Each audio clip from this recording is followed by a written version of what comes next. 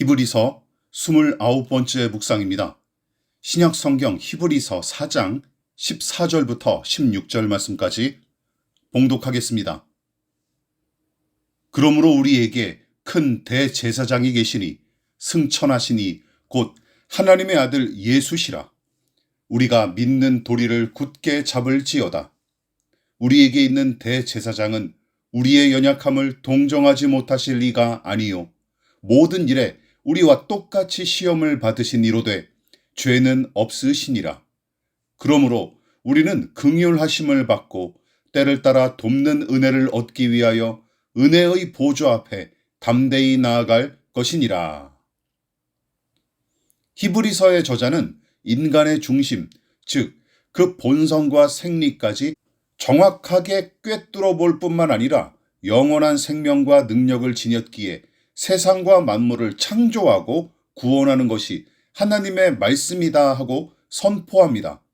다시 말해 하나님께서는 생명과 능력으로 충만하시며 선악을 분별하고 판단하는 지혜의 근원도 되시기 때문에 하나님의 말씀도 살아있고 능력이 있으며 날선 검같이 예리하고 정확하게 선악을 분별하고 사람의 중심을 드러내는 것이죠. 그리고 이어진 말씀이 바로 큰 대제사장이신 하나님의 아들 예수 그리스도와 함께 우리의 연약함을 동정하시는 예수님의 긍휼하심과 때를 따라 돕는 은혜에 관한 내용입니다. 자, 그렇다면 히브리서의 저자는 생명과 능력의 말씀, 그리고 예리한 검과 같은 지혜와 분별의 말씀에 관해 논증하다가 무슨 이유로 큰 대제사장이신 하나님의 아들과 그분의 긍휼하심에 관한 이야기로 나아간 것일까요? 아무런 맥락 없이 그럴싸한 교리를 그저 전리품처럼 늘어놓은 것에 불과할까요? 아닙니다. 오히려 이 말씀은 문맥상 귀한 교훈과 교리를 담고 있어요. 생각해 보십시오. 하나님과 그분의 말씀은 사람의 마음속 깊은 곳, 존재의 심연까지 예리하게 꿰뚫어 정확하게 진단하고 하나님의 생명과 능력이 그 말씀 가운데 충만히 깃들여 있는데 구약의 율법과 신약의 복음은 동일하게 하나님의 말씀에 순종하는 것이 신자의 일, 자기의 일임을 가르치고 그 자기의 일을 그르친 대표적인 사례로서 출애굽 백성의 광야 여정을 본문에서 언급한 것입니다. 그렇다면 하나님의 말씀이 여기 이렇게 너희에게 있으니 너희는 그저 순종하고 따르라 하면 그만입니까? 자, 이 부분에서 큰 오해와 착각이 발생합니다.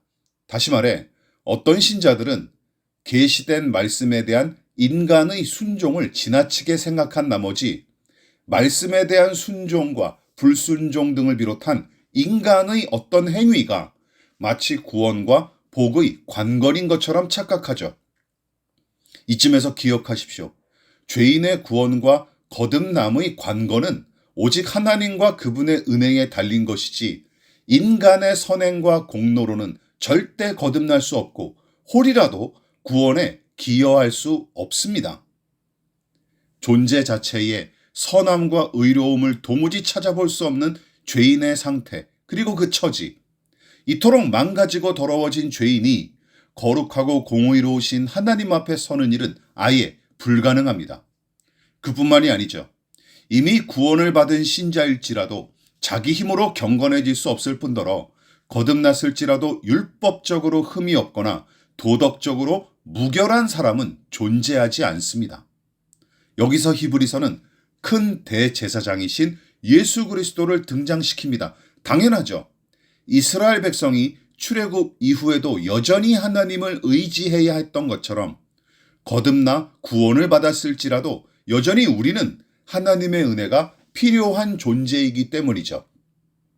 하나님과 그 말씀 앞에서는 아무것도 자랑할 게 없을 뿐더러 도리어 사망과 심판의 운명에 직면해야 할 존재가 바로 우리와 같은 인간입니다.